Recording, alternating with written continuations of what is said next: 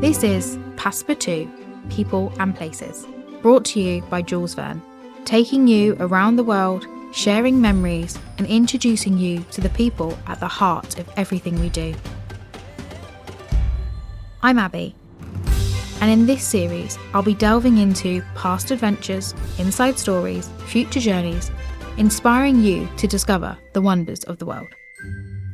Hello everyone, and welcome back to another episode of Passepartout, People and Places. I'm your host Abby, and I'm delighted today to be joined by Nicole, manager of Kuoni Travel in Bluewater. So hello Nicole. Hi Abby, thank you for having me today. I'm really excited. Oh, it's great to have you on. I love this because you are a member of the Dirtouristic family. So our listeners might not know, but we are part of a much wider group, and that group is Dirtouristic, and we encompass a lot of travel brands.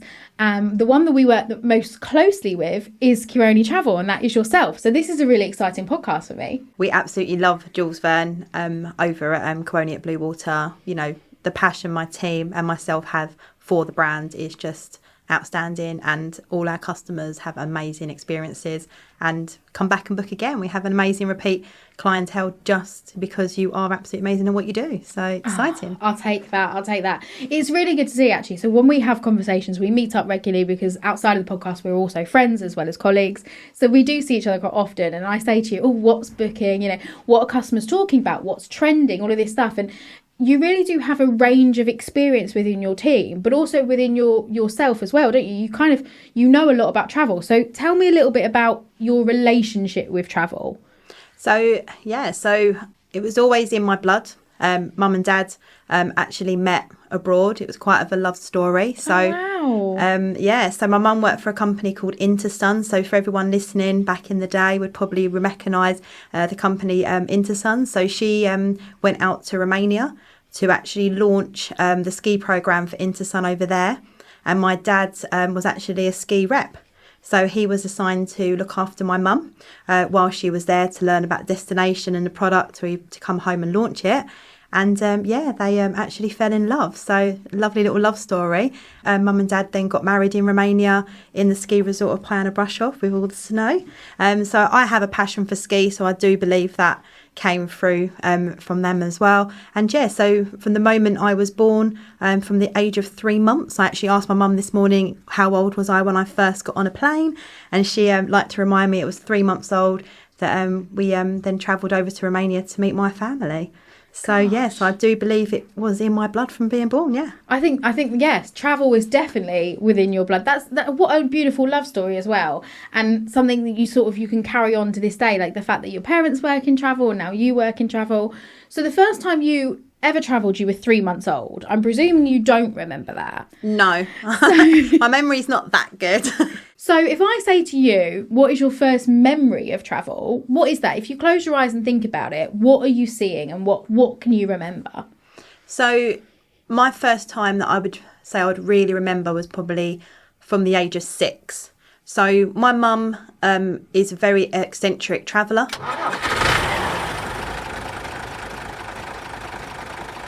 We didn't do the normal fun and sun holidays like everyone else at school did. We would actually join a coach tour and travel around Europe. So I remember the first one that I really clearly remember was boarding at Victoria, and we travelled over on the ferry, and it was an overnight one, so we had to have our travel pillows, and we had like travel games that we were playing, me and my brother, and we went all around the Rhine Valley in Germany, and just recalling the fairy tale castles, the river, doing boat trips, and just walking through the mountains and trying all all the local delicacies in Germany through the markets, the German sausages, which I absolutely love, sauerkraut, and just just experiencing something totally different. So when we did go to Spain for a family holiday on the beach. After 2 days, me and my brother were quite bored and we wanted to go off and explore and see the country. So we've always had that passion to explore and try different things rather than just go to the same destination. Yeah. See, just at that young age, being able to appreciate different cultures, and even now recalling the sounds and the smells and the journey, like, it's amazing that at that young we can really introduce children to travel and different cultures and different experiences. And I think kudos to your parents to be able to open up this wonderful world to you at such a young age, which has now instilled such amazing values in you as an adult. Exactly. I mean, you know, also just meeting other people, you know, obviously it was older clientele that was there, but they were talking to us about their stories, their life, and it just sort of opened up our minds to there is such a bigger world out there and how much we enjoyed it.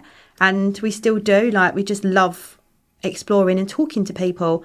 You know, it's all about talking. It's all about finding out what they like, their interests, and adapting them and taking it on board. We like to say at Jules Verne, we are storytellers, and travelling does make you into a storyteller, and you share stories, you take stories on for other people, and it's just this amazing collective experience of memories and moments, I think, travel. And it's one of the best things I think anyone can do. Talking about memories and moments, is there a moment that sticks in your mind? Is there a particular story that you sit there and think, that was the person who made me laugh the most? That was the person who made me smile the most when I was travelling? It's very hard because there is a lot of stories.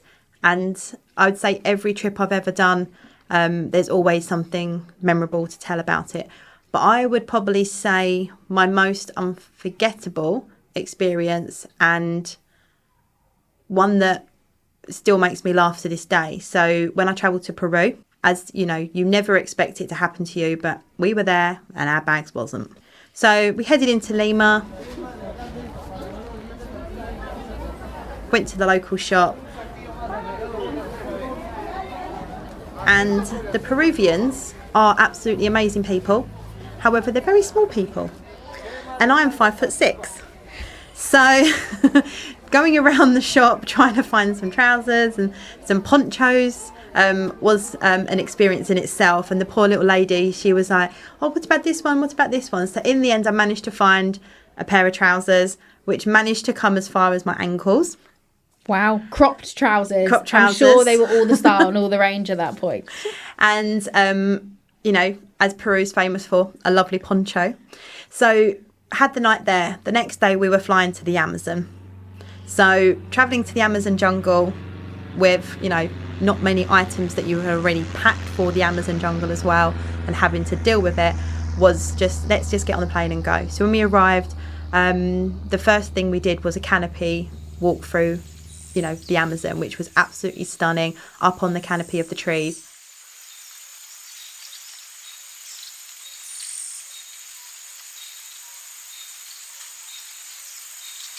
However, I was there in my Ugg boots with my crop leggings and my poncho. The guide was just like, I absolutely love you. You have embraced this. You are just immersing yourself in. And yeah, that's how we survived the humidity in the Amazon jungle with my Ugg boots, which have travelled quite a lot of places. So I have this image of you now stood there in the middle of the Amazon, the birds tweeting, the sound of the frogs, the water, the rain, the dripping, all of these amazing sounds. Yeah. And you're stood in your Ugg boots. Yeah.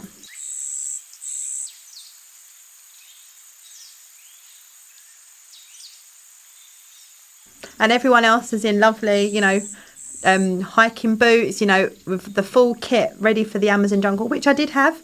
That was in my bag. But unfortunately, my bag was not with me. But do you know what? We just embraced it, and we were just laughing. At the end of the day, we had a drink, and we all just looked back on our day, and we just laughed, and yeah, just. And it's a story. It's a story. Sometimes the stories come from the things that do go wrong, but actually they just make these wonderful experiences, and you're never going to forget that moment. And the people who travelled with you are never going to forget that either. And we've got a lovely group photo of all of us.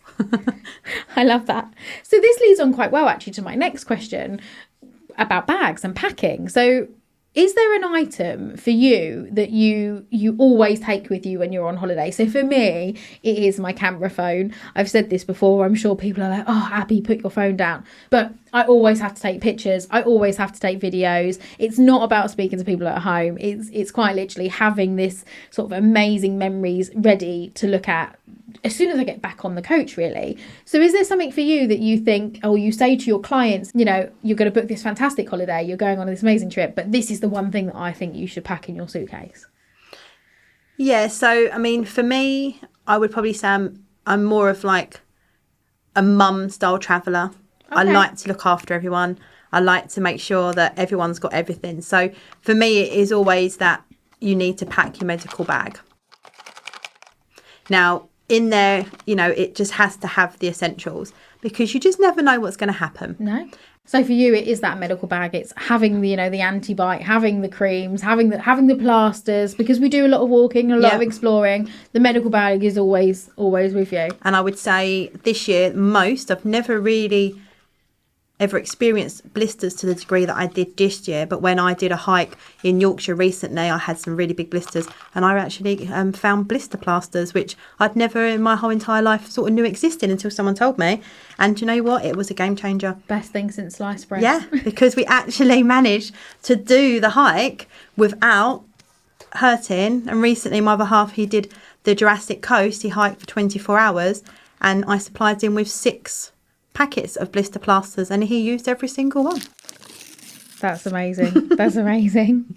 So you have a lot of stories, and I know you do, and we've been in, you know, the bar in Porto talking to the early hours of the morning about travel, and we've been to a lot of places and had a lot of we did stories. A lovely river cruise last year. We did do a lovely river cruise last year. So we did the Christmas markets. So we're very lucky that we know each other personally. So I might know the answer to this, but for our listeners, do you have a favourite memory from your travel experiences?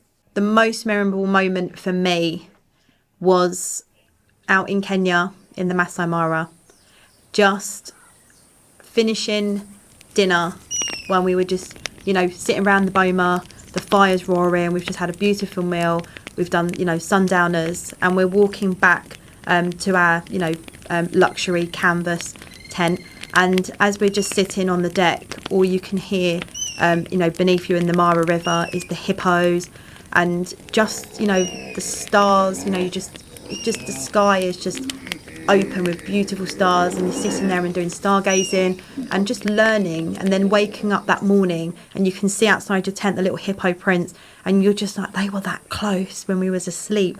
And then waking up that morning and going out into the savannah and, you know, seeing how the wildlife wake up at 4 o'clock in the morning, the sun comes up, and just hearing the sounds of the animals, like the lions roar, you know, the elephants call, and, you know, it just really does make you appreciate life, and just makes you take that moment for yourself to reflect and just pinch yourself, like, I'm actually here, this is a once in a lifetime, you know, experience, and you'll never forget that experience, you know, that will always be there for you.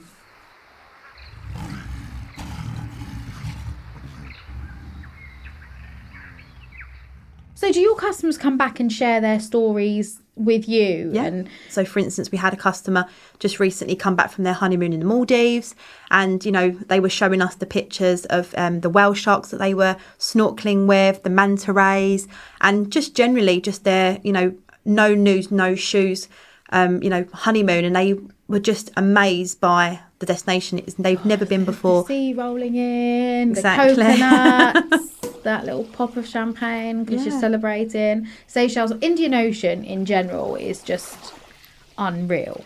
I mean, it's just beautiful. It is a little hidden gem. It is, isn't it? And it's so peaceful, it's so quiet, but it's also just relaxing. I think if you sometimes, like, we're very lucky that we've both been, and I think if you close your eyes sometimes you can just hear it and smell it and you feel like you're back there. And I think the Indian Ocean to me is paradise. Oh, totally. On Saturday it was lovely and hot, wasn't it? And I was in the garden and I was just like, I need to close my eyes and just wish that I was somewhere with the waves, just lapping across, sand in between my toes, and then I opened a bottle of wine. Always the way. So travel, as we've said, has been sort of ingrained in you. You've grown up with it, you're now working it. Do you think it has changed you as a person, or do you think you were always destined to be an explorer, a pioneer and a traveller? I think, yeah, from little I've always had it in my blood that I like to just get up and go. My mum kindly reminds me when I was 3 in Ibiza that she was in a shop and I was with my nan, my brother was in the pushchair, and my feet took me off. I wanted to explore and I just went. And these 2 ladies found me on this like path around this cliff. My mum obviously was very, very distraught that she couldn't find me. And my nan was like, oh, well, I was looking after Daniel. And yeah, so Nicole went off exploring and then I came back. But my mum said once I could walk, I was off. So I just think travel does, learning about how people live. My nan, she's actually from India, so she came over when they needed nurses and doctors in the UK. So I feel like I've always had that influence of food and, the different sort of tastes. So my taste buds have always been wanting to explore more. So everywhere I go, I want to try and immerse myself in the food, the culture, and just learn how people live.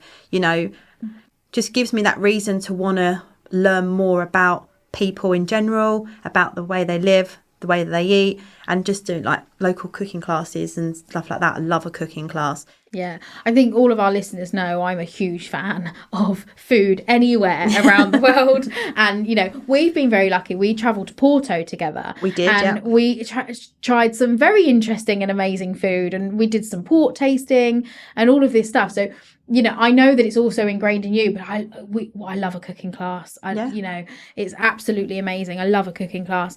For you, when I say where is the best food in the world, do you have a destination in mind? Oh, that's a hard one.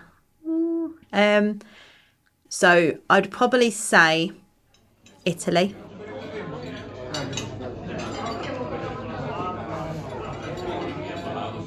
Last year I was fortunate to go to Tuscany and we booked a cooking class with these 2 sisters, and we cooked in their traditional family home, this farmhouse, and they told us about the story of their generations, how they've owned it. We went in the gardens and we picked the olives and the lemons, and we cooked, my other half, he'd never baked before in his life. He made an olive cake which was from scratch, which was amazing. We rolled pasta together with her and we learnt how the unique thing, and she told me the easiest way to make a pasta sauce, but the stuff that goes in it, and the key to it is to leave it for hours just to simmer and smell. And I think we forget sometimes, we just cook so quickly, and it was just like nice to hear that, because at home you don't have the 4-course meals that you do in Italy here. You have 1 or 2, and it was just that dining experience and the flavours and everything just goes. So yeah, I'd certainly say Italy does capture Italian cuisine is probably, and it's so good, like if you're having dinner parties, or if you want something light. But yeah, Italy. I love that. Nicole, you have travelled to so many places and you must have met so many people, and this podcast is called Passepartout, People and Places. So is there a person that sticks in your mind as sort of the most memorable person from your travelling? Like, do you have a memory of a particular person who just enhanced your experience? Everybody you meet will leave, a footprint on your heart. But I would probably say it would have to be Udi, our tour guide in Sri Lanka.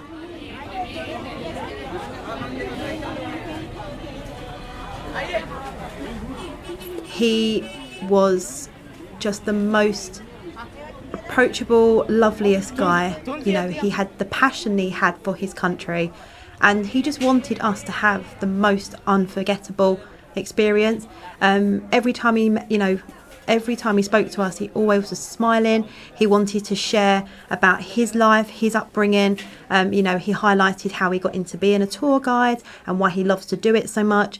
He wanted us to see the best places, get there at the best time. So he was like, even though it is an early start, these are the reasons why, because I want you to have, and he just he would also take such an interest in how we live at home, you know, how I got into travel. And every night over dinner, we would just talk for hours about just life experiences. And now whenever I book somebody a Sri Lanka holiday with a car and driver, he will always be my guide that I add in. And actually, he does actually work for Jules Verne as well. So he does. Udi is he just left that, lasting experience that I just want someone else to experience it as well. And I love when you say a lasting impression on your heart, because that is what the people behind the places that we go to do. They leave those impressions and they leave those footprints. They really do. They actually make you not want to come home, and you have the holiday blues. Moving on, sort of, we've talked about the past, we've talked about now, what you do, and where you've travelled recently. But what's the future got in store for you? So actually, my next adventure is this weekend with my friend to Athens. I've never been to Athens before, so we're having a little girly weekend, and I'm looking forward to exploring the Acropolis, because Greek mythology is, very sort of intriguing, and I'd love to learn more. However, I have got a little bit of a bucket list, and gorilla trekking is on my radar. That is something that's wildlife, animals have always been something close to my heart. I absolutely love them. And just to be able to trek through the jungle looking for the majestic, gorillas, that would just tick a box. And yeah. So Uganda or Rwanda is the next stop then? So I'd probably say, looking at the two, Rwanda has always been known for the gorilla trekking, but actually having a look a little bit more into detail and talking to people that have been, Uganda actually does tick a lot of boxes, because you can do safari as well as gorilla trekking, and you got the chimpanzees. So I think, out of the two, I'd probably be a little bit more swayed towards Uganda. And I'm not going to lie, I do love your Jules Verne tour there. So that bucket list of yours must be continuously growing, because like you said, you have conversations with different people, you have conversations with guides in local destinations, so you can make sure that your customers are having good tours. So that bucket list is growing and growing and growing. But do you have a particular person that you think, gosh, that would be an amazing person to travel with, like the ideal travel companion? So for me, it would be our favourite person, Simon Reeve. I think he would be one of the coolest people to travel with. I think that would be sort of my ideal travel companion, someone like Simon, who would just be a get up and go. But do you have an ideal celebrity, non-celebrity travel companion? Who would be the best person for you to travel with? I would probably say, because I do love a challenge, and I would love to change his person's conception on destinations, but idiot abroad. He has been to some amazing places, and I just sit there and think, oh, but you're doing it all wrong. And if I was there to inspire him, show him, I think I could make him have an amazing time. So, and I think he would push me to doing different things as well. So you want to be the guide to Carl Pilkington? Exactly, yeah. That's brilliant. I love that.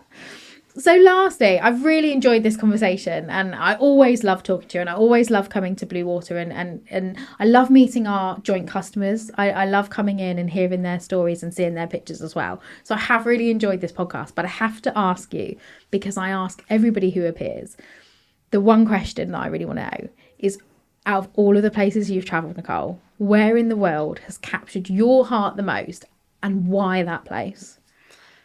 Oh, Abby, you have to ask the hardest question in the world, the $1 million question, I would say. It is. There is a lot, but I think for me, personally, it's got to be Canada. Okay. So I could personally pick up and move to Canada. I could see myself living in Canada. I love the outdoors. I love wildlife. As you know, I've got a horse, so to have a ranch and just to be up on them hills, looking over the valleys, the stream beneath me, and just not even hearing a pin drop, and just me and my horse.